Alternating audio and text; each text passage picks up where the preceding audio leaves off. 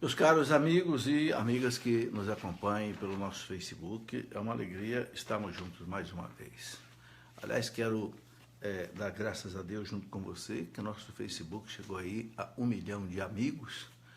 E é uma alegria, eu quero agradecer a todos que participam conosco desse trabalho de evangelização. Dou graças a Deus porque é mais uma porta de evangelização que Deus me abre para que eu possa transmitir um pouco das coisas de Deus. Bem, hoje vamos conversar um pouco sobre Pentecostes, que nós celebramos ontem, mas o que vem como consequência dele, a vida no Espírito Santo. Muito bem, vamos começar rezando pedindo a Deus que nos dê a sua graça e a inspiração do Espírito Santo. Em nome do Pai, e do Filho e do Espírito Santo. Amém. Vinde, Espírito Santo, enchei os corações dos vossos fiéis e acendei neles o fogo do vosso amor. Enviai, Senhor, o teu Santo Espírito, e tudo será criado, renovareis a face da terra. Oremos, ó Deus, que instruíste os corações dos vossos fiéis com a luz do Espírito Santo. Fazei que apreciemos retamente todas as coisas, segundo o mesmo Espírito, e gozamos sempre da sua consolação, por Cristo nosso Senhor. Amém. Pedindo à Virgem Maria, a esposa mística do Espírito Santo, que esteja conosco nesta hora, intercedendo por nós. Ave Maria, cheia de graça, o Senhor é convosco. Bendita sois vós entre as mulheres, e bendito é o fruto do vosso ventre, Jesus. Santa Maria, Mãe de Deus, rogai por nós, pecadores, agora e na hora de nossa morte. Amém. Glória ao Pai, ao Filho e ao Espírito Santo, como era no princípio, agora e sempre. Amém. São José, rogai por nós. Em nome do Pai, e do Filho, e do Espírito Santo. Amém. Sejam bem-vindos aí, Ivanice, Elizabeth, Maria Brandão, uma alegria receber vocês todos. E eu peço que vocês vão também compartilhando isso, para que outras pessoas possam participar dessa nossa meditação. Queremos conversar hoje sobre a vida no Espírito Santo e Pentecostes. Vejam, depois que os discípulos receberam o Espírito Santo no dia de Pentecostes, né, a vida deles se transformou. A gente percebe que, imediatamente após Pentecostes, aqueles discípulos que estavam ali com medo dos judeus, trancados no cenáculo, né, achando que eles iam ser mortos pelos judeus, mas quando veio o Espírito Santo naquela manhã de Pentecostes, eles se tornaram assim corajosos, né? Pedro abre as janelas do cenáculo, faz aquele discurso maravilhoso, né? Inclusive dizendo a eles: vocês mataram o autor da vida, né? E foi assim tão ungido, tão inspirado, né, aquela pregação de Pedro, que diz o evangelista São Lucas que naquele dia 3.000 pessoas foram batizadas. E perguntaram para os discípulos, né, o que devemos fazer, irmãos? Né, com o coração assim compungido, né? E Pedro então disse a eles: arrependei-vos. Arrependei-vos e crede no Senhor Jesus, sereis batizados e sereis salvos. Bem, mas aí nós percebemos que a vida dos discípulos mudou, a vida deles mudou a partir, né, de Pentecostes. Passaram a viver uma vida de oração, uma vida assim em comunhão com a palavra de Deus, celebrando a Eucaristia. Tanto é que nos Atos dos Apóstolos a gente encontra lá, né, Atos 2:42, e dizia que a comunidade vivia ali na fração do pão, ou seja, na Eucaristia, no ensinamento dos apóstolos, né, na doutrina da igreja, o ensinamento dos apóstolos, na fração do pão, na caridade e muitas coisas mais. Então, nós também, né, muitos de nós aí fizemos aí a nossa novena do Espírito Santo, pedindo: vem Espírito Santo, enche a nossa vida com o fogo do teu amor, né? Mas é importante também agora viver no Espírito. Ser batizado no Espírito Santo não basta, né?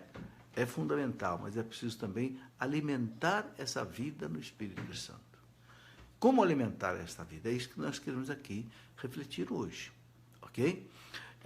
Veja bem, uma comparação que eu fazia aqui quando eu falei do ser batizado no Espírito Santo é o seguinte: nós temos o Espírito Santo em nós desde o batismo, mas infelizmente muitas vezes o Espírito Santo fica assim acuado dentro de nós, né? Por quê? Por causa de uma vida tíbia. A vida tíbia quer dizer uma vida, aquilo que o Apocalipse fala, você não é nem quente nem frio, você é morno, né? Então eu estou pronto para te vomitar da minha boca. Aquela pessoa que a fé dela é uma fé que não é operativa, né? Não faz acontecer nada. Então, aquela vida sem oração, aquela vida sem meditação, aquela vida sem confissão, sem Eucaristia, sem palavra de Deus, sem meditação de bons livros, sem leitura espiritual. Então, o Espírito Santo fica como que amarrado dentro de nós. O ser batizado no Espírito Santo, o ser renovado no Espírito Santo, a infusão do Espírito Santo não é um novo batismo, que nós já explicamos muito bem. Não é libertar o Espírito Santo que já está em nós desde o batismo. Mas que muitas vezes ele não dá fruto, por quê? Porque ele não tem espaço dentro de nós. Para Deus agir dentro de nós, Deus tem que ter espaço em nossa alma. Se nós ocupamos a nossa alma com as coisas nossas, Deus não pode ocupar a nossa alma. Então, o ser batizado no Espírito Santo é exatamente isso, né? Agora, a outra comparação, se você tem uma semente de feijão, por exemplo, um feijãozinho guardado na gaveta, ele não te dá trabalho nenhum, fica ali, mas também não dá fruto nenhum, né? Mas a partir do momento que você põe esse feijãozinho na terra e ele começa a desabrochar, aí duas coisas acontecem. Ele vai dar fruto, o que não dava quando ele estava na gaveta, mas em compensação você tem que cuidar dele. Agora ele vai exigir que você ponha água nele, deixe o sol bater, coloque adubo, arranque as ervas daninhas. Percebeu? É a vida no Espírito. A vida no Espírito é isto. Enquanto o Espírito Santo estava ali no seu coração preso, amarrado, você não fazia nada, você não tinha vida espiritual nenhuma. Não é como aquele feijãozinho na gaveta, fica ali inerte. Mas agora, quando você põe ele na terra, ele exige. Quando você é renovado no Espírito Santo, você sente que agora ele pede, né, que você cuide dele. Ok? Muito bem, pode aí você também mandar sua pergunta se quiser, pode mandar seu comentário também. Hoje tem uma pessoa aqui que me ajuda, né? Para que a gente possa atender também as suas perguntas, ok? Muito bem, eu quero começar então refletindo. Quando a pessoa é renovada no Espírito Santo, ela começa a sentir sede e fome das coisas de Deus. Não é? O que é essa sede, essa fome das coisas de Deus? É aquele feijãozinho que você colocou na terra, ele para desabrochar, ele pede água, ele pede sol, ele pede adubo, ele pede cuidado, ok? Então são esses nutrientes da alma, né, que o Espírito agora precisa para ele poder crescer e dar fruto em nós. Bem, um primeiro ponto que eu gostaria de colocar é a oração. Claro, a oração é a respiração da nossa alma, né? Uma alma que não reza é uma alma que não respira. Se já pensou um corpo que não respire, morre rapidamente. Não aguenta ficar mais do que 2, 3 minutos, morre, né? Também a alma, uma alma que não reza, ela fica uma alma assim, enfraquecida, não dá frutos, né? Então é preciso orar. Veja, o primeiro grande exemplo de oração é do próprio Jesus. Jesus orava e muito. Jesus trabalhava o dia inteiro, pregava, caminhava, à noite, né? Ele subia para as montanhas, se retirava dos discípulos, passava às vezes a noite em oração, conversando com o Pai. E Jesus disse uma coisa muito importante, né? Sem mim, nada podeis fazer. Então, a primeira coisa que nós precisamos para ter uma vida poderosa no Espírito Santo, né? Como leigo, como padre, não sei, como bispo, como papa, é ter uma vida de oração. Você não vai encontrar um santo da igreja que não tivesse uma profunda vida de oração. A oração, o Papa Paulo VI comparava aquelas irmãs carmelitas, né? As irmãs enclausuradas, ele comparava assim com aquela água que desce das montanhas e irriga todo o vale, né? Irriga toda a vida da igreja. Aquela passagem muito bonita lá no livro, né? Lá no Antigo Testamento, né? No livro do Êxodo, quando Moisés enfrentava os amalecitas, que era um povo assim extremamente guerreiro, né? E, então, o que Moisés fez? Mandou Josué ir lá combater os amalecitas, mas Josué ficou em cima do monte rezando. Né? E diz o texto bíblico, né, que quando Moisés rezava, Josué vencia. Quando Moisés parava de rezar, deixava de estender seu braço, né, em oração, o braço estendido é um sinal de oração, de prontidão, de vigilância, Josué começava a perder a batalha. Então, o que eles fizeram? Colocaram um apoio embaixo dos braços de Moisés, duas pessoas seguraram os braços de Moisés, para que ele não parasse de rezar e os seus braços não deixassem de ficar estendidos, até que Josué, então, venceu os amalecitas. São Paulo, quando fala desses escritos do Antigo Testamento, São Paulo tem uma expressão muito bonita no capítulo 15 da carta aos Romanos, versículo 4, Romanos 15, 4. São Paulo diz que tudo isso foi escrito para servir de lições para nós. A gente não deve se preocupar, né, com que houve uma guerra, gente que morreu. Não, esqueça isso. Fica com o aspecto espiritual. São Paulo fala, isso serve para nós de lição. Ou seja, viver uma vida de oração. Ele chega a dizer na carta, a primeira carta aos Tessalonicenses, né, capítulo 5, versículo 16 seguintes, São Paulo fala em orar sem cessar. Orar sem cessar. Como? Eu vou ter que ficar aí com uma carmelita, num Carmelo aí, enclausurada, rezando o dia inteiro? Não é bem assim. Né? O orar sem cessar é você ter o seu espírito ligado em Deus. Né? Estar sintonizado com Deus o dia inteiro, de manhã, de tarde, de noite. A igreja, para facilitar isso para nós, ela fez a chamada liturgia das horas, que é muito antiga, né? Vem lá, desde o tempo de São Bento, lá dos primeiros séculos. A liturgia das horas, a cada 3 horas, né, você para rezar a liturgia das horas. Para o clero, é obrigado. Todas as pessoas do clero, os diáconos, os padres e os bispos são obrigados a rezar a liturgia das horas. Nós não somos obrigados. A liturgia das horas existe em forma de texto, né? Ou também em forma de... São vários textos, porque são aí 4, 5 volumes, porque pega toda a liturgia do ano e vai, né, se desdobrando, né, desde o Advento até a festa de Cristo Rei. E é uma coisa maravilhosa, né? Ali são as orações, os salmos que quem sabe, quem gosta, pode cantar o cântico gregoriano. Tem sempre uma leitura meditada, né, de um grande santo, um grande padre da igreja. Então, quem tem tempo, mesmo os leigos, é muito recomendado também para nós leigos, a cada 3 horas, né, você para um pouquinho e reza a liturgia das horas. Hoje também, no celular, quem tem o aplicativo, por exemplo, no iPhone, da Apple, diz lá, o e-liturgia e os outros aplicativos, em outros tipos de celular também, você pode baixar aí, né? E quando você carrega o celularzinho, em qualquer lugar que você esteja, você pode, né, abrir ali o aplicativo e rezar a liturgia das horas. Isso para quê? Para que a gente esteja em sintonia com... É o que São Paulo fala, orar sem cessar. Se você não tem liturgia das horas, não tem problema. Você pode rezar outras coisas. Né? Assim como o corpo se alimenta mais ou menos a cada 3 horas, não é isso?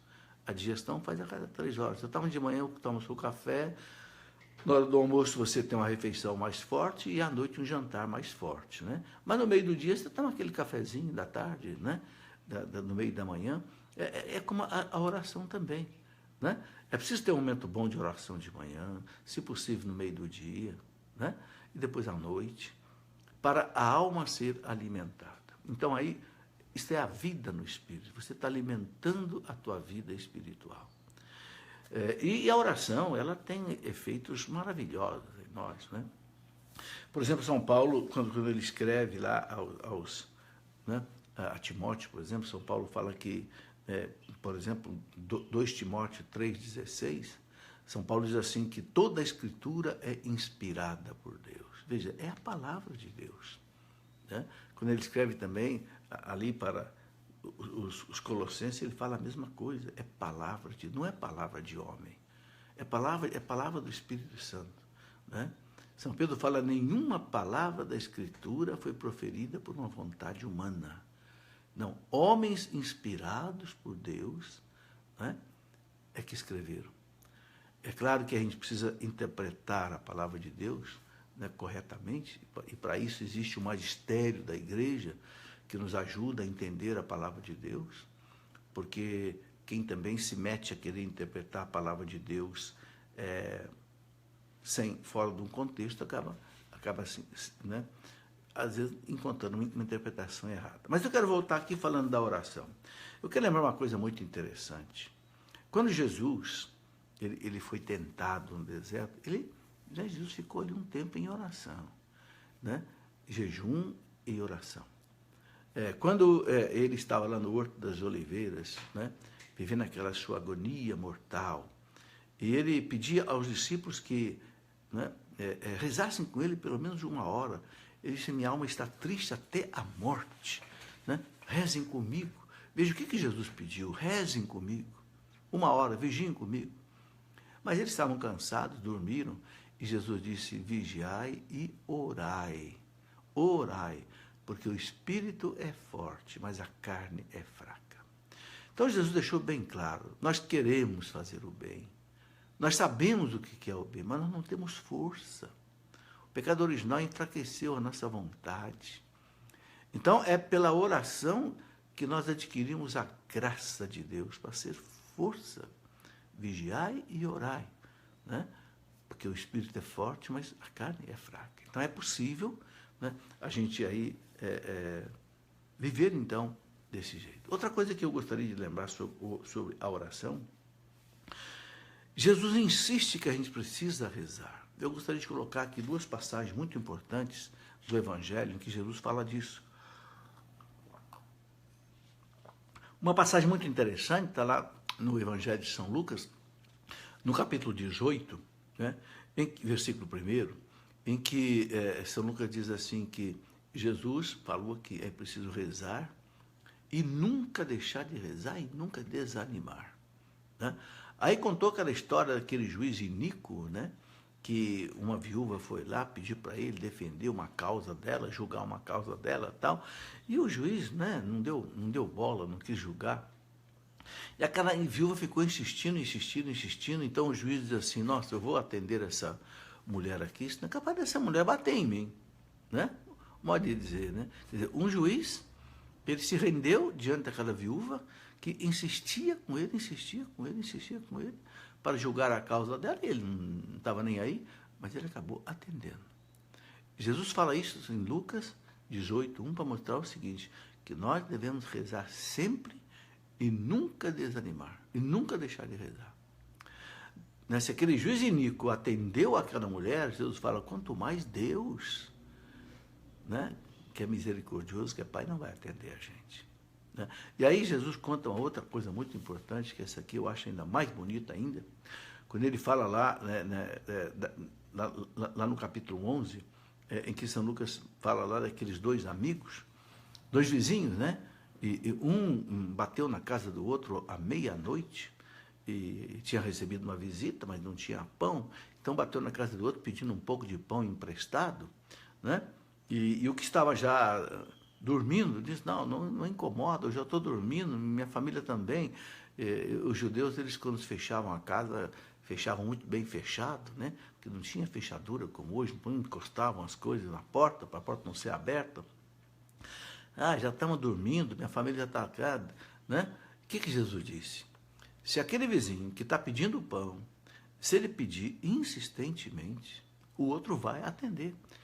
Jesus fala, se ele não atender por amor, ele vai atender para deixar de ser incomodado. Ora, que mensagem que Jesus está querendo dar para nós? Ora, eu tenho um problema, eu tenho uma dificuldade, eu tenho uma fraqueza, eu preciso vencer um pecado, eu preciso resolver um problema, peça a Jesus, mas peça muitas vezes, né? E a oração, a igreja ensina que ela tem que ter 3 características. Primeiro, a oração tem que ser humilde, como daquele publicano que rezava lá batendo no peito, né? Senhor, eu não sou digno nem de estar aqui, enquanto que o doutor da lei lá, o fariseu, rezava todo orgulhoso, né? Oh, Senhor, eu não sou como esse publicano aí, pecador, não. Então a oração tem que ser humilde. Segundo, a oração tem que ser confiante. Eu tenho que confiar. Jesus disse, tudo é possível àquele que crê. Tudo é possível àquele que crê. Jesus diz isso. E a oração tem que ser perseverante. É aqui que eu queria insistir um pouco, né? Jesus, nessa parábola dos dois amigos, os dois vizinhos, ele diz exatamente isso, né? Se aquele vizinho que pede não se cansar de bater, o outro vai atender. Ora, o que Jesus está dizendo para nós? Faça isso com Deus. Peça. E aí, meus irmãos, tem aquele exemplo clássico que a gente sempre gosta de repetir, né? Da mãe de Santo Agostinho, Santa Mônica. Ora, aquela mulher, não sei se você já leu o livro de Santo Agostinho, que ele mesmo escreveu, As Confissões. É um livro que vale a pena você ler. As Confissões de Santo Agostinho é um clássico, né? Ele conta como que ele se converteu. E ele diz que ele se converteu exatamente porque a sua mãe rezou 20 anos. Ele fala 20 anos. Ele diz 3 vezes por dia, a minha mãe entrava na igreja, diante do sacrário, do Santíssimo, e ela pedia a Jesus que meu filho seja um bom cristão. Porque Agostinho era maniqueísta. O maniqueísmo é uma heresia, né? Muito feia, né? Cheia de gnosticismo. E Santo Agostinho era uma potência intelectual. Para gente termos ideia, Santo Agostinho ele foi convidado pelo imperador romano, lá do tempo dele, no século IV, para ser o pregador, para ser o orador oficial do rei, do imperador. Veja a potência desse homem, né? No entanto, aquela mulher rezava, eles moravam no norte da África, na cidade de Hipona, né? Aquela mulher rezava e nada. Agostinho foi chamado para Milão, onde morava o imperador, né? Atravessou o mar Mediterrâneo, e Santa Mônica foi atrás dele, né? Porque ela já estava viúva, o seu marido já tinha falecido, os outros filhos também já estavam criados, ela foi atrás de Agostinho, porque ela queria converter esse filho, queria ver esse filho convertido, e foi para Milão. Chegou lá em Milão, ela foi conversar com o bispo de Milão, e em lágrimas, né, ela disse ao bispo de Milão, não sei mais o que fazer. Não sei mais o que fazer para que esse meu filho se converta, né? Sabe, isso me faz lembrar, meus irmãos, muitas mulheres que também, às vezes, né, não sei mais o que fazer com meu filho, né? Não sei mais, está na droga, está no vício, está não sei o quê, isso, mas aquilo, é doença, né? Bem, o bispo de Milão disse para Santa Mônica o seguinte, minha filha, não é possível que Deus não converta o filho de tantas lágrimas. Aquela mulher foi lá chorando diante do bispo, né, de Milão. Não é possível que Deus não converta o filho de tantas lágrimas. As lágrimas da mãe tocam o coração de Deus. E dito e feito. Ali Santo Agostinho começou a ouvir as pregações do grande Santo Ambrósio, doutor da igreja, que depois batizou Santo Agostinho, lá por volta do ano 360, 370, mais ou menos, e Santo Agostinho se converteu. Agora, essa reflexão que eu queria fazer com você, por que será que Deus deixou aquela mulher rezando 20 anos antes do seu Agostinho se converter? Por que Deus não converteu logo Agostinho no primeiro ano que ela rezava, ou nas primeiras vezes que ela rezava? Eis aí uma pergunta muito importante. Nós não sabemos a resposta, né? A resposta só Deus sabe, mas uma coisa nós podemos entender. Aquela mulher pedia para Deus apenas a conversão de Agostinho, nada mais, né? Apenas a conversão, que ele seja um bom cristão. Ela não pedia mais nada. Mas Agostinho se converteu, se tornou um bom cristão, se tornou padre, bispo, doutor da igreja, santo, um dos maiores filósofos da igreja, um dos maiores defensores da igreja, enfrentou umas 4 heresias. Ou seja, ela pedia só um bom cristão, mas Deus queria muito mais daquele homem. Aquele homem foi como um São Paulo, Deus queria muito mais. Então, eu acho que Deus deixou aquela mulher rezando, rezando e rezando. Foi assim como se Deus fosse acumulando graças sobre graças, né? quando Deus abriu essas comportas da graça, depois daqueles 20 anos, aquele moço se transformou num gigante, né? Um dos homens mais importantes da história da igreja até hoje. Está vendo a força da oração dessa mãe? Se ela tivesse desistido, se depois de 10 anos, Mônica dissesse, não adianta mais, já rezei 10 anos, vou largar a mão. Ou então, se lá, quando já tinha 19 anos rezando, ela dissesse, vou desistir, não dá mais. Desisto desse meu filho. Agostinho casou. Não casou, não, ele teve um filho sem ser casado, no seu Adeodato, que morreu com 17 anos, mais ou menos. Mas aquela mulher não desistiu. Mônica, você pode ter certeza, ela ia rezar por Agostinho até a sua morte. É o que nós temos que fazer, né? É o que nós temos que fazer. Então, aí você tem um ponto muito importante na vida do espírito. É você realmente não deixar de rezar. Esse é o primeiro ponto fundamental. Bem, eu estou aqui com algumas perguntas já chegando aqui à minha mão. Eu vou começar já a responder enquanto a gente continua a nossa conversa. Ivaninha Aparecida Barbosa, no grupo de oração tem repouso no espírito. Gostaria de saber por que a pessoa repousa e depois sai por aí fazendo tudo errado. Olha, Ivani, é difícil responder isso. Uma coisa que eu já comentei aqui uma vez é o seguinte: os bispos da igreja pediram para não se fazer o repouso no espírito. Não incentivar, não estimular o repouso no espírito. Isso está no documento 53 da CNBB. Bem, então a gente não deve estimular, ok? Se acontece espontaneamente, veridicamente, se não é sugestão, se realmente é o Espírito Santo que atua, ele toca na pessoa, ele muda a pessoa, ok? Então eu preciso saber se esse caso que você coloca, se foi um caso de repouso no espírito autêntico ou se foi mera sugestão, mero, não sei, assim, sentimento de massa, de psicologia, ok? E é difícil a gente julgar, nós não podemos julgar, né? Mas o importante, eu penso, é isso. Os bispos pedem para não fazer, então não vamos estimular. Se acontecer, aconteceu, paciência. Agora, não vou julgar a pessoa depois disso, o que aconteceu, o que não aconteceu, né? Muito bem. Veja, eu quero dizer que eu acredito no repouso do Espírito.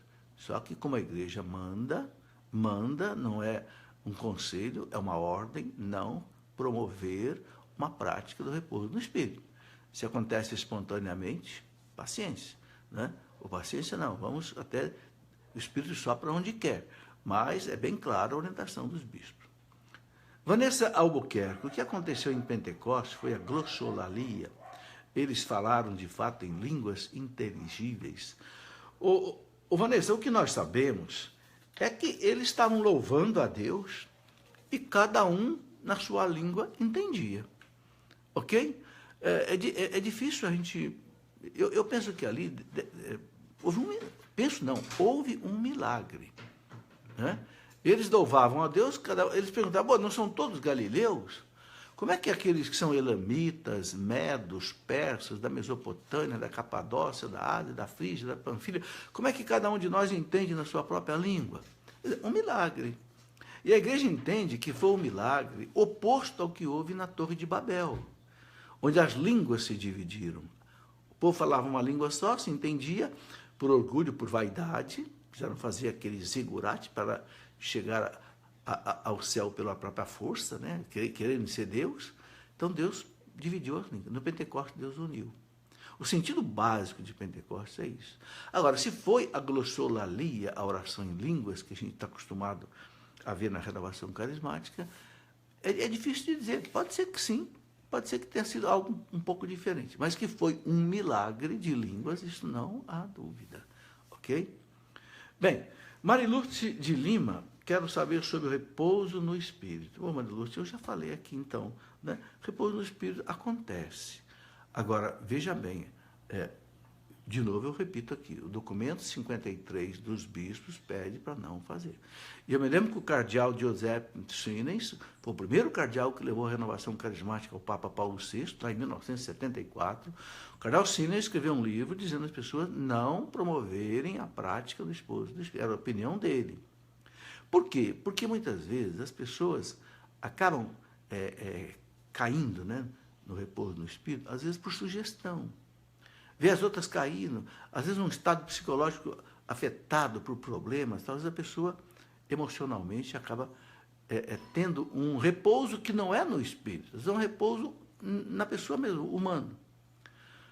Agora, eu repito novamente, se acontece verdadeiramente o repouso do Espírito, se é uma ação do Espírito Santo, então aí, agora, por prudência, né, os bispos pedem para que não seja promovido. Quer dizer, um pregador, não sei, num grupo de oração, não force. Vamos fazer aqui agora um repouso no Espírito. Não. Aí nós estaremos sendo desobedientes aos nossos bispos.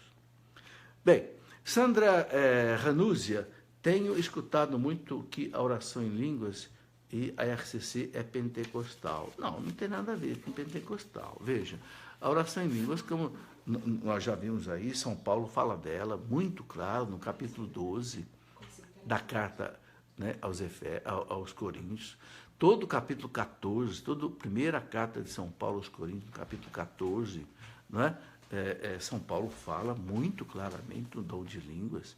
Jesus diz, né, eis os sinais que acompanharão aqueles que crerem. Está lá em Marcos 16, falarão línguas novas.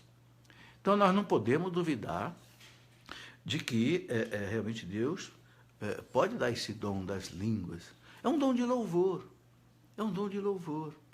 Né? Eu entendo o dom de línguas como um dom de louvor.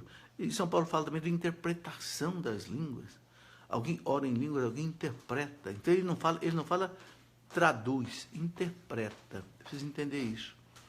Dá a entender que não é uma língua simplesmente assim, um fala francês, outro traduz, um fala inglês, outro... Não. Ele fala um linguajar. Né? São Paulo usa a expressão, a linguagem dos anjos. Né? E alguém capta o sentido e interpreta. Deus está falando isso. Deus está dizendo aquilo. Entende? É um dom do Espírito Santo. Ok? E dom é dom, não é para todo mundo e nem é também de qualquer jeito. Tá?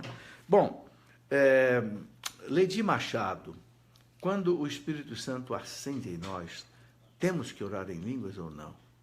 A gente pode ter uma vida normal de oração?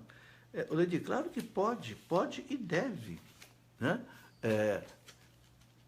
Não são todas as pessoas que são renovadas, batizadas no Espírito Santo que oram em línguas, não. Eu me lembro que eu vivi a minha experiência no Espírito Santo. Né? Me lembro muito bem, quando o Padre Jonas orou por mim, lá em 1974, eu percebi que a minha vida mudou a partir dali. Mas não orava em línguas, não. Ok? Então, não há uma correlação matemática entre ser renovado no Espírito Santo, ser batizado no Espírito Santo e orar em língua. Não há. Ok? Muitas pessoas experimentam isso, mas não são todas. Eu já conversei aqui num programa anterior. Como é que eu percebo que o Espírito Santo age em mim? Pelos efeitos. Isso que eu estava falando aqui, se eu tenho um desejo de uma vida de oração, se eu tenho um desejo de uma vida de purificação, buscar a confissão, buscar Cristo na Eucaristia, ter sede, ter fome de Jesus na Eucaristia, porque eu sei que Ele é o remédio, Ele é o sustento da minha vida, sem mim sem Ele eu não posso nada. Né? Se eu tenho assim fome de ler, meditar a palavra de Deus, isto é sinal claro que você está sendo renovado no Espírito Santo. Porque ser renovado no Espírito Santo, é por isso que eu estou fazendo essa conversa de hoje. Nós temos que manter uma vida no Espírito Santo. Né? Não adianta só você colocar o feijãozinho na terra e ele começar a brotar. O ser batizado no Espírito Santo é isso. O Espírito Santo começa a abrir em você. Mas se você não alimentar essa vida espiritual, ele volta, ele morre. Como o feijãozinho morre. Se ele ficar aí num sol abrasador, se não tiver água, né, se o mato cobrir, ele morre. Então, a vida no Espírito exatamente é dar essa continuidade, né, ao que começou a acontecer. Então, pelos efeitos que eu coloquei, é que você sente a vida no Espírito. Você não pode ficar colocando a vida no Espírito simplesmente assim, eu sou batizado no Espírito Santo, pronto. Como dizia o Padre João, eu tenho carteirinha de batizado no Espírito Santo, já sou santo. Nada disso. Ser batizado no Espírito Santo não é sinal de santidade, é início de santificação. Cuidado, entende? Quando o Espírito Santo se renova em nós, não quer dizer que nós já estamos santos. Não, o Espírito Santo agora ele vai começar a minha santificação. Por isso que a vida no Espírito exige oração contínua, meditação contínua, de vez em quando jejum, ok? Vida de caridade com os outros, vida de unidade na igreja, estudo da palavra de Deus, meditação da palavra de Deus, estudo da doutrina da Igreja Católica, para você ter discernimento. Então, a vida no Espírito é tudo isso, né? Essa vida de oração que eu coloquei aqui, insistente, perseverante, né? Humilde. É isso, né? Não podemos ficar atrelados assim só em dom de línguas, em profecia.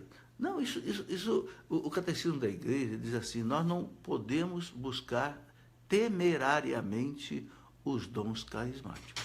Está no catecismo da igreja. Ou seja, eu não devo pedir os dons. O dom Deus me dá para um serviço na igreja. Os frutos e os dons infusos é para todos nós, porque é para a nossa santificação. Os dons infusos que a gente recebe no batismo, sabedoria, ciência, inteligência, conselho, fortaleza, piedade, temor de Deus, isso é para mim, para que o Espírito me santifique. Os frutos, né? Amor, paz, alegria, bondade, mansidão, paciência, né? Autocontrole, é para mim. É para que eu, né, viva uma vida de santidade. Agora, os dons, não, os dons é para a comunidade, é para os outros, é para a edificação da comunidade, não é para mim. Então, a vida no Espírito, né, tem esses dois lados. O que o Espírito traz para mim, para a minha santificação, e depois o que eu vou colocar para a comunidade. Se eu não tiver uma vida de santidade, eu não vou colocar nada para a comunidade. O que eu vou levar para a comunidade é fruto daquilo que eu vivo na busca da santificação. Bem, Rosiane Simões, o batismo é um só, claro, é um sacramento só. Todavia, tem muita gente da RCC, da minha comunidade, que afirma que é preciso o batismo no Espírito Santo. Veja, já expliquei isso muitas vezes, vou repetir mais uma vez, porque sempre tem alguém que ainda não entendeu. O batismo no Espírito Santo não quer dizer um novo batismo. Não, não é um sacramento. Mas a palavra batismo vem do grego, quer dizer mergulhar. Né? Quando se fala, Jesus fala, sereis batizados no Espírito Santo, sereis mergulhados no Espírito Santo. Para a renovação carismática católica, não é o sentido que tem o ser batizado no Espírito Santo, é ser renovado no Espírito Santo. Eu contei aqui, numa dessas nossas conversas, à noite, o testemunho, por exemplo, do grande Frei Raniero Cantalamessa, o pregador do Papa, há 30 anos. Esse homem fala que rezaram por ele e ele foi renovado no Espírito Santo. Nós vimos aí, nesse final de semana, em Pentecostes, o Papa lá, com mais de 30 mil membros da renovação carismática, o Papa se ajoelhou para as pessoas rezarem por ele. Né? Para que ele seja, assim, cada vez mais cheio do Espírito, mais renovado. É isso o batismo do Espírito. Não é um novo batismo, de jeito nenhum. O batismo é um só. Não pode realmente confundir. Agora, é muito bom viver essa experiência de ser renovado no Espírito Santo, porque a tua vida espiritual muda. Você dá frutos para você, para a sua comunidade. Né? Muito bem. Felipe Bagatini, professor, esclareça sobre a palavra batismo, usada para dizer que alguém teve uma experiência com o Espírito Santo, em relação à mesma palavra usada para administrar o sacramento do batismo. Está errado ou não usar essa mesma palavra para acontecimentos tão distintos na igreja? Ô Felipe, os bispos até pedem mesmo, eu já li uma vez que alguns bispos pedem que, ao invés de usar a expressão sereis batizados no Espírito Santo, eles dizem a expressão sereis renovados, ou efusão do Espírito Santo. Bom, a renovação carismática católica, ela desde os seus primórdios, há 50 anos atrás, adotou essa expressão sereis batizados no Espírito Santo, que não está errada, por quê? Porque está na Bíblia. Jesus fala para os discípulos, olha, quando ele foi subir ao céu, né? São Lucas narra lá no final do evangelho dele, Lucas 24, então no começo dos Atos dos Apóstolos, capítulo 1, São Lucas fala que Jesus disse, olha, quando os discípulos perguntaram para ele, Senhor, é agora que o Senhor vai restabelecer o reino de Israel? Jesus disse, não compete a vós saber isto, saber os tempos, os momentos que o Pai fixou no seu poder. Vocês vão voltar para Jerusalém, né? Vão ficar lá aguardando aquilo que eu lhes disse, a promessa do meu Pai. Que promessa? Vocês serão batizados no Espírito Santo. Sereis batizados no Espírito Santo. Né? Bem, então é uma expressão bíblica que tem que ser entendida direito. Uma coisa é ser batizado no Pai, no Filho e no Espírito Santo. É o sacramento do batismo. Ok? Que o ser batizado no Espírito Santo, usado pela renovação carismática católica, quer dizer o quê?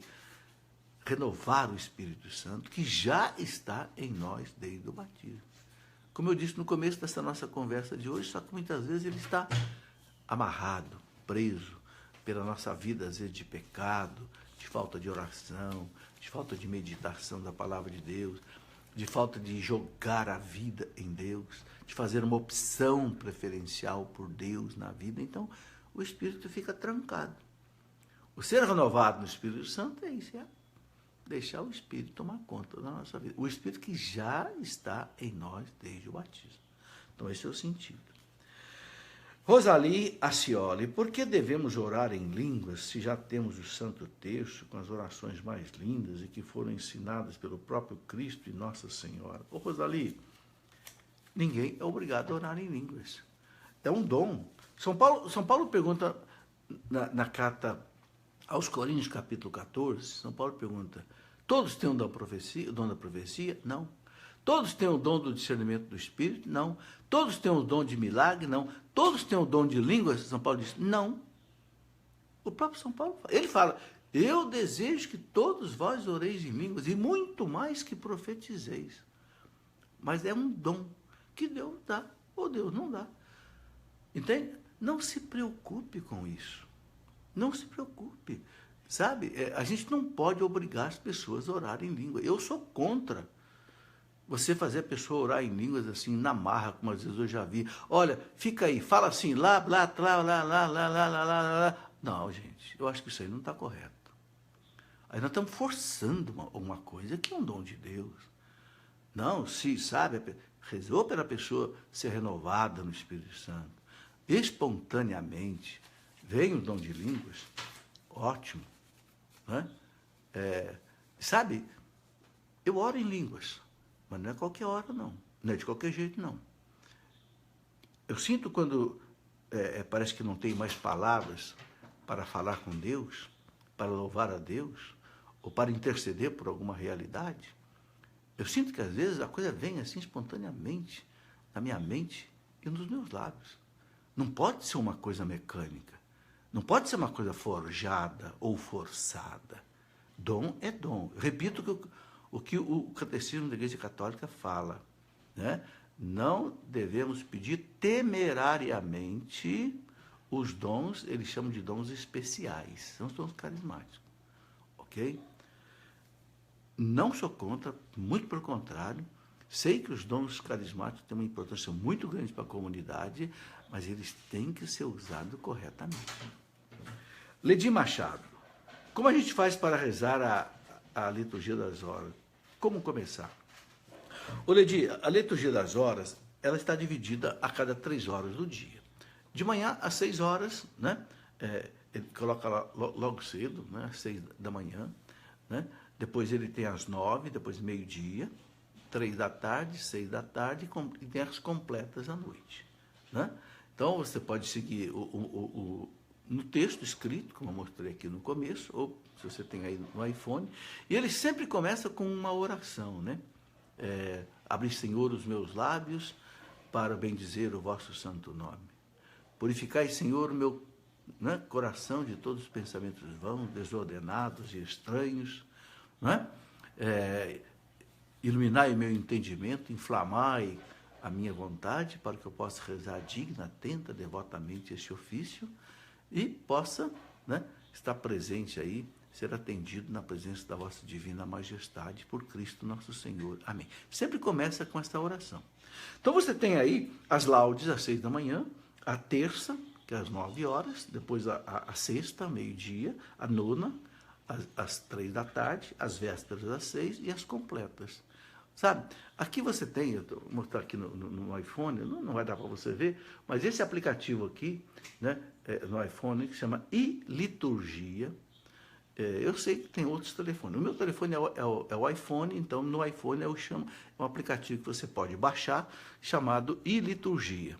Ali você tem a liturgia das horas. E não só a liturgia das horas, mas tem muitas outras orações. Sabe, um meio muito bom hoje de oração, meus irmãos, é o celular. Por quê? Porque o celular você carrega com você. Eu escrevi, por exemplo, um livro sobre orações de todos os tempos da igreja, né? E outros livros. Então, a gente pode também, quem não sabe usar o celular, quem não sabe usar, não sei, não dei os textos, pelo livro Oração de Todos os Tempos da Igreja, a gente pode rezar. Aqui está, Orações de Todos os Tempos da Igreja. Esse livro aqui, né, que eu publiquei pela editora Cleofas, né, é um livro que eu compilei, você vê, um livro grosso de oração, eu compilei aqui, mais ou menos, orações de 20 séculos da igreja. Essa riqueza que está no coração da igreja. Eu fiz um trabalho, uma pesquisa de mais ou menos uns 5 anos, pegando as orações de cada século, do primeiro século até o século XX. Orações sobre a Virgem Maria, sobre Jesus, sobre o Espírito Santo, sobre orações dos santos, orações, enfim. É um livro para você rezar a vida inteira. O aplicativo iLiturgia do iPhone e outros aplicativos de outros tipos de celular tem também. Então, hoje isso facilitou muito a vida de oração. Você está num ônibus, você pode abrir ali o celular e ficar rezando. Né? Você está aí numa fila de banco, você está aí, né? Não sei, em casa. Isso é muito bom. Bem, Flávia Bayer, o senhor acha correto rezar o tempo todo e toda hora? Ô Flávia, evidentemente, não é rezar todo o tempo e toda hora. Veja bem, eu quero colocar aqui uma coisa que a igreja sempre ensinou como norma. A gente fala assim, primeiro, a obrigação. Segundo, a oração. Terceiro, a diversão. Primeiro, a obrigação. Ok? Então, a gente não deve deixar a obrigação para rezar. Claro que quem quer viver uma vida só de oração o dia inteiro, vai aí ser carmelita enclausurada. Agora, nós que somos casados, a mãe tem filho, tem que trabalhar, vai trabalhar. Agora, então, reza um pouco de manhã, levanta mais cedo um pouquinho, faz aí 15 minutos de oração, meia hora. Se você tem tempo, por exemplo, vai à missa de manhã, né? Eu, por exemplo, tenho tempo, né? Então vou à missa cedo, às 6 horas da manhã, pronto. Aí rezo um pouco lá na igreja, faço um tempo, meio-dia de oração ao Santíssimo e vou trabalhar. Depois, na hora do almoço, dou outra paradinha, rezo mais um pouco, né? Depois, toco a minha vida normal até tarde, né? Quando chega de noite, vou rezar de novo. Rezo meu terço, rezo a liturgia das horas, rezo o ofício da Imaculada, rezo a consagração à Virgem Maria, segundo São Luís de Montfort. Enfim, cada um com a sua espiritualidade. Nós não podemos rezar o dia inteiro, no sentido de... Não, nós não somos carmelitas ou outros consagrados, né? Mas o que é importante é mesclar o trabalho com a oração. Como dizia São Bento, ora et labora, reza e trabalha. O grande lema, muito equilibrado, de São Bento, né? David Lucas, ou Davi Lucas, qual é a diferença do batismo quando nascemos e batismo no Espírito Santo? Davi, a diferença eu já coloquei aqui, né? O batismo é sacramento, aquele que nós recebemos quando nós somos batizados. Aquele sacramento, o que ele nos faz? Ele arranca de nós o pecado original. Nós voltamos a ser filho de Deus. Por quê? Porque o pecado original separou a humanidade de Deus. Quem nasce, nasce com o pecado original. Com o batismo, em que se aplica à pessoa a morte e a ressurreição de Cristo, Cristo resgata esse filho para o Pai. Voltamos a ser herdeiro do céu, templo do Espírito Santo, membro da igreja, filho de Deus. É o que o sacramento do batismo faz. O ser batizado no Espírito Santo não traz mais nada disso. Você já é filho de Deus, você já é membro da igreja, você já é templo do Espírito Santo, você já é herdeiro do céu. Só que tudo isso está assim, amarrado.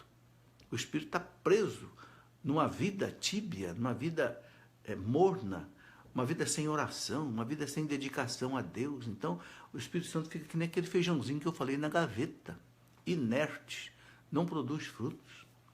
O ser batizado no Espírito Santo é você, então, deixa o Espírito Santo tomar conta da sua vida, se arrepende dos seus pecados, muda de vida, pede a Deus uma renovação, uma efusão no Espírito Santo. É isso.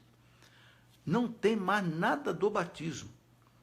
Batismo no Espírito Santo não perdoa o pecado original, não faz você filho de Deus de novo, não faz você membro da igreja de novo, não faz você herdeiro do céu, porque você já é tudo isso. O que o batismo no Espírito Santo vai trazer é uma tomada de consciência, uma renovação no Espírito Santo. Bom, Simone Pedroso, por que a nossa igreja batiza por aspersão? Ô Simone, porque a igreja aprendeu com os apóstolos.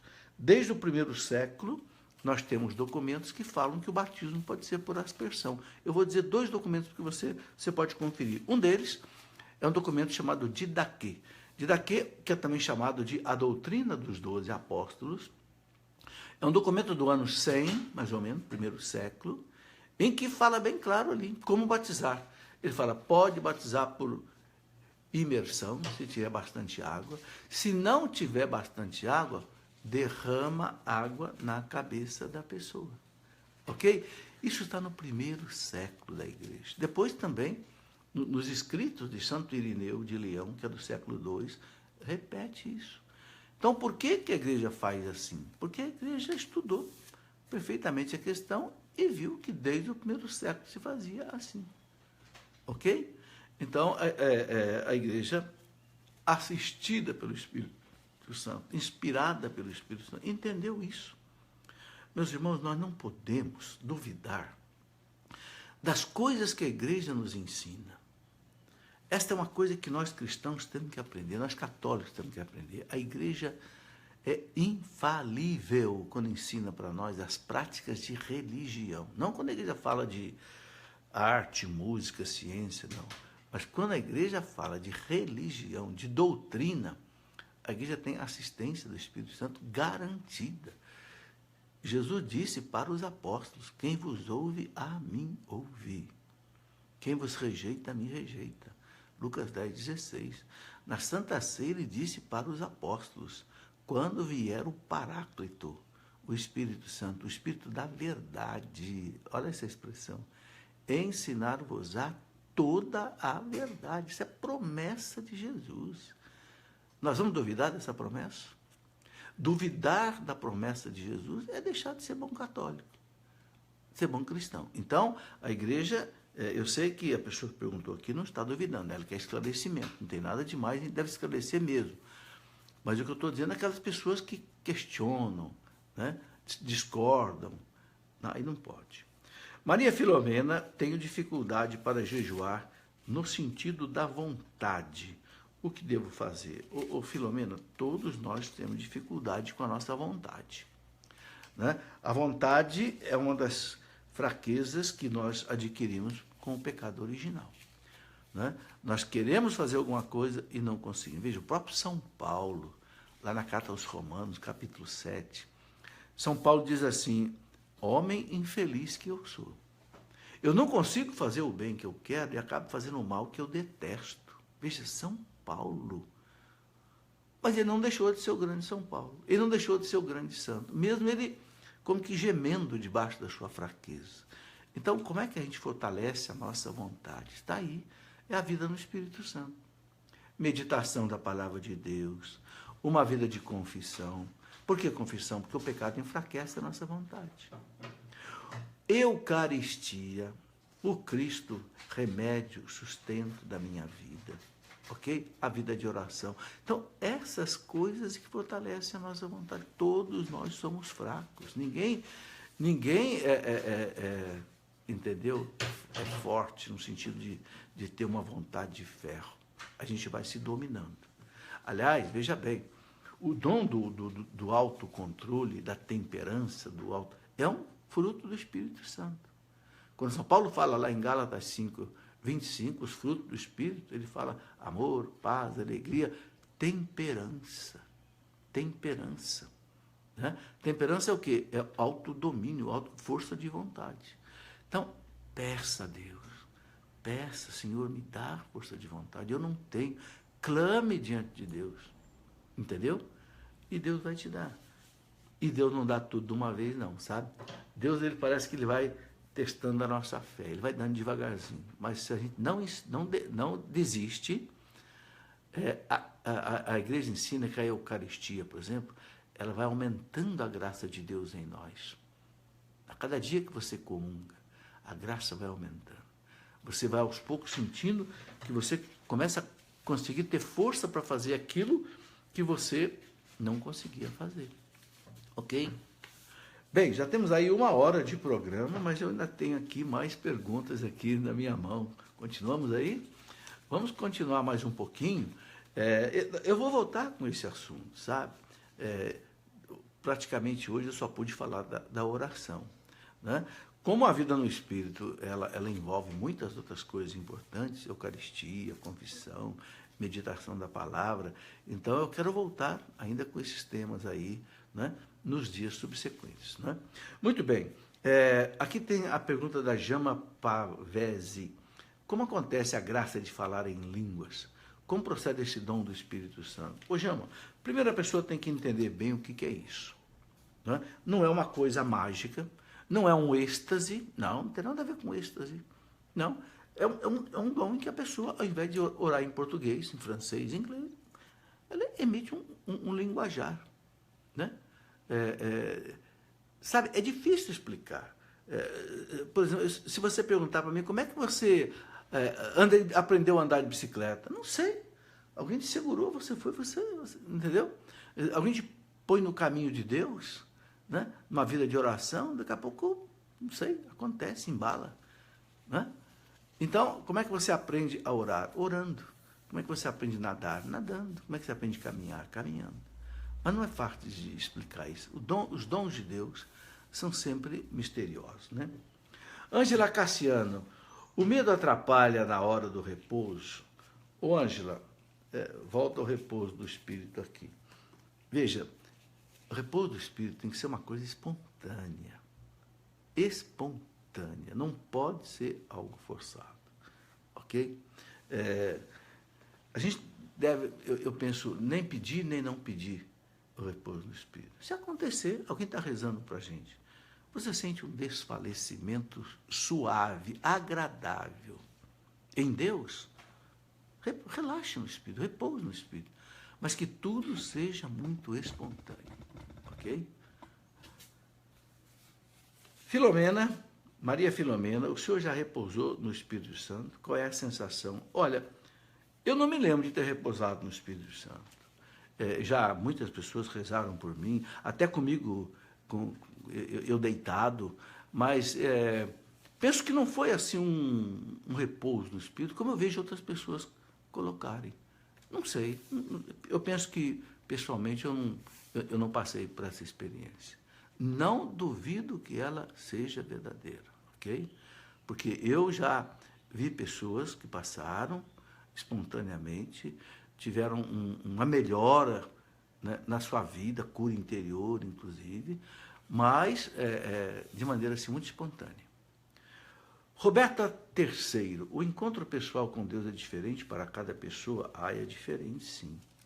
É diferente sim. Para cada um, Deus tem um encontro diferente. Às vezes é numa missa, na Eucaristia, às vezes é lendo a palavra de Deus, às vezes, não sei, é sozinho em casa rezando. Entende? O profeta Isaías tem uma expressão que eu gosto muito. Ele fala assim: busca a Deus enquanto ele se deixa encontrar. Deus se deixa encontrar, mas é preciso buscá-lo. Santo Agostinho dizia: Deus, ele meio que se esconde de nós. Por que Jesus é meio escondido na hóstia, no sacrário? Porque ele quer ser procurado, ele quer ser desejado. Deus não é um oferecido. Não. Você não acha pela rua aí, encontrando dinheiro, encontrando pérolas preciosas. Não, essas coisas ficam todas muito bem guardadas, muito bem escondidas. Deus também. Deus é Deus, mais do que tudo isso. Entende? Mas se a gente procurar, Deus se deixa encontrar. Por isso que a oração é esse veículo, é esse caminho. Vanessa Albuquerque, quando nos tornamos prisioneiros do Espírito Santo, aí que somos livres. Vanessa, esse prisioneiros é uma expressão meio forte, né? Eu prefiro dizer assim, quando nós somos entregues ao Espírito Santo, quando nós deixamos o Espírito Santo agir em nós, né? Aí realmente nós somos livres. Porque o que é a pessoa ser livre? A pessoa livre é aquela pessoa que se libertou dos vícios, dos pecados. É a pessoa livre. E quem é que nos liberta disso tudo? É o Espírito Santo. São Paulo fala lá na carta aos Romanos, capítulo 8, versículo 13, São Paulo fala assim, né? Se viverdes pelas obras da carne, morrereis. Ou seja, pecado, né? Mas, se pelo Espírito Santo fizerdes morrer as obras da carne, vivereis. Então, é pelo Espírito Santo que a gente faz morrer em nós as obras da carne, ou seja, o pecado. Aí a gente se torna livre. Ser livre é estar livre dos pecados, né? São Paulo diz, né? Aquele que peca se torna escravo do pecado. Elaine Simplício, como sei se meu irmão está em espírito, em verdade? Eu penso que pela vida da pessoa, pelos frutos da pessoa, né? Pela vida de santidade da pessoa. A gente precisa se a pessoa está vivendo em Deus ou não. Não é?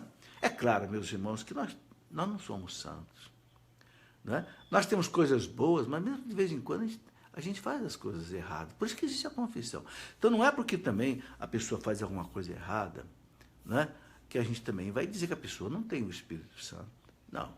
Se for assim, só os santos é que não podemos dizer, né?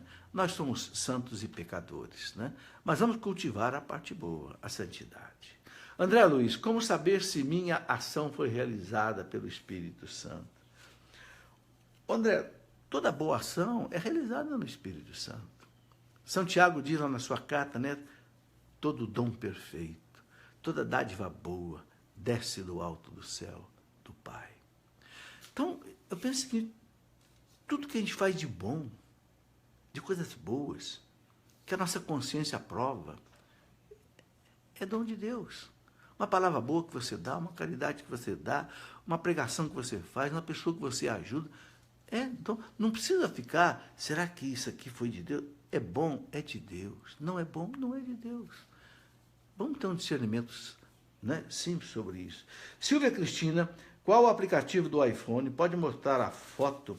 O aplicativo né, é do iPhone. Chama iLiturgia. Quem tem um iPhone, entra lá onde baixa os aplicativos. Se você não sabe, pede para alguém te ensinar. Olha, como é que eu baixo o aplicativo? Tem outros telefones também que tem o Liturgia. Eu vou pedir aqui um socorro aqui. O Católico Orante. É de qual telefone esse, Gabriela? Ela vai me dizer aqui. Chama-se, é um outro aplicativo chamado Católico Orante, que não é do iPhone, é do sistema Android. Então, no sistema Android tem um aplicativo chamado Católico Orante. Também tem Liturgia das Horas e uma porção de outras. Sabe, é uma coisa que eu estimulo as pessoas. Aprenda a usar o seu celular. Ele tem coisas maravilhosas de religião. Entende? E aí, liturgia das horas, por exemplo, essas coisas. E tem centenas de orações. Tem o ofício da Imaculada. Nossa, você vê que coisa deslumbrante que é um aplicativo e liturgia ou esse católico orante do Android. Silvia Cristina, qual o aplicativo? Então, já falei, está aí. Yolanda Ramos, o que acontece com uma criança que morreu sem ser batizada? Ô, Yolanda, a igreja diz que nós devemos rezar por essa pessoa, por essa criança. Sim, o catecismo fala rezar por ela, né? Ela vai estar diante de Deus e o que o catecismo dá a entender é ela que vai fazer uma opção por Deus. Entende? Então, rezar por ela. Existe até as exéquias de criança. Não é? Mas a igreja acredita que essas crianças serão salvas pela misericórdia de Deus. Por que eu estou colocando isso? Porque o caminho normal da salvação é o batismo. Jesus disse lá, quem crer e for batizado será salvo. Então, o batismo é a porta de entrada para a igreja, para a salvação. Quem não foi batizado, morreu sem batismo, aí a igreja diz que existe o batismo de desejo. Falava também do batismo de sangue, né, daqueles mártires que morriam antes do batismo. Então, Deus tem caminhos extraordinários para a salvação, ok? Além do batismo. São caminhos extraordinários. Então, a gente deve acreditar que a criança vai ser salva por Deus. Railde Nascimento, quero estudar sobre a Igreja Católica do zero. Por onde devo começar? Railde, eu vou te dar duas sugestões. Primeiro, o Catecismo da Igreja Católica. O Catecismo é o texto básico. Segundo, eu escrevi um livro que eu chamei de A Minha Igreja. O Catecismo está aqui, ó. Você pode, com o Catecismo, aprender. Tá? Depois, eu escrevi 3 livros para um programa que eu faço na Canção Nova, Escola da Fé. Eu escrevi 3 livros que ajudam a entender bem a igreja, porque a igreja ela se apoia em 3 colunas. Quais são as 3 colunas que a igreja se apoia? Ela se apoia, primeiro, no Sagrado Magistério, então é esse volume aqui, o Sagrado Magistério. Depois a igreja se apoia, evidentemente, na Sagrada Escritura, então um texto sobre a Sagrada Escritura é uma espécie de um curso bíblico, tá? E depois a igreja se apoia sobre a tradição, a sagrada tradição que vem dos apóstolos. Então, essa coleçãozinha aqui ajuda você a compreender o que é a igreja, o que é o magistério da igreja, o que é a Sagrada Escritura e o que é a Sagrada Tradição. E esse livro que eu escrevi, A Minha Igreja, aí você vê, né, como que no espelho, né? Mas o nome é A Minha Igreja, porque Jesus falou a Pedro, sobre ti, Pedro, edificarei a minha igreja. Então eu explico o que é essa igreja. Né? Agora, evidentemente, a doutrina da igreja você vai aprender nesses 3 livros que eu mostrei, vai aprender no Catecismo da Igreja, e eu escrevi um livro também que eu chamei de Dogmas da Fé Católica. Esse Dogmas da Fé Católica, o que é? Tudo aquilo que a igreja não tem dúvida e que é dogmático. Dogmático quer dizer aquilo que não muda na vida da igreja. Então, os dogmas da fé. Esse livro aqui também é um livro que tem a nossa fé católica. Tá? Olha, tem muitos livros que eu escrevi que atende aí o que você pediu. Por exemplo, eu escrevi um livro, Por que Sou Católico? É um livro, é um dos meus livros que é mais vendido, porque eu ponho aqui a substância básica do que é ser católico. Bom, tem muitos outros livros sobre confissão, sobre Eucaristia, sobre oração, entende? Então, eu vou te dar uma sugestão. Entra num site, loja.cleofas.com.br. loja.cleofas.com. Todos os meus livros são para conhecer a doutrina católica. E não é o que eu quero te ensinar, não. É o que a igreja ensina. Por exemplo, purgatório, o que a igreja ensina. O pecado original, o que a igreja ensina. E esse o que a igreja ensina significa o quê? Eu vou buscar no catecismo da igreja, eu vou buscar nos documentos dos papas, eu vou buscar nas encíclicas. Eu não ponho nada meu. Eu faço um papel de escritor. Né? A mesma coisa que eu fazia na universidade, quando eu dava aula de física, matemática, eu ensinava aquilo que os grandes cientistas descobriram, hoje eu ensino o que os grandes papas e bispos e santos nos ensinaram. Ok? Bem, meus irmãos, vamos ficando por aqui. Já deu para a gente conversar bastante hoje. Né? Nós vamos continuar nossa conversa amanhã à noite, às 20 horas, né? Vamos estar aí. Depois, sexta-feira, também vamos ter às 20 horas, ok? Eu quero mandar aqui um abraço para minha irmã em São Paulo, a irmã da Gabriela, ok? A irmã da Gabriela que me ajuda aqui, né? Quero mandar um grande abraço para você, tá? E acompanha sempre aí. Você vai renovar muita coisa que eu sei que você já sabe, né? Que eu sei que aqui em Lorena você viveu aí na juventude. A Gabriela já me contou isso, né? Uma vida aí espiritual. E aí é um jeito de nós renovarmos tudo isso. E a todos vocês que nos acompanharam também, um grande abraço. Quero terminar mais uma vez pedindo ao Senhor que nos dê a sua graça, nos dê a sua bênção, né? Sem a bênção de Deus, sem a graça de Deus, não vai, né? O salmista diz lá, o Salmo 126, um salmo que eu gosto muito, ele diz: se não é Deus quem edifica a casa, em vão trabalham os seus construtores. Se não é Deus quem vigia a cidade, em vão, né, cuidam as sentinelas. Então, nós te pedimos, Senhor, cuida de nós, né? Vigia a nossa casa, vigia o nosso coração, vigia a nossa alma, né? Derrama sobre cada um de nós o teu Santo Espírito, renove, Senhor, a face da terra, renove o nosso coração, renove a nossa vida, traga, Senhor, a nós esse novo ardor no Espírito Santo, né? Uma vida de oração, meditação da palavra de Deus, a busca da purificação na confissão, né? O fortalecimento na Eucaristia, tudo isso que nos dá paz, nos dá alegria, nos dá a felicidade. Amém. Em nome do Pai, e do Filho, e do Espírito Santo.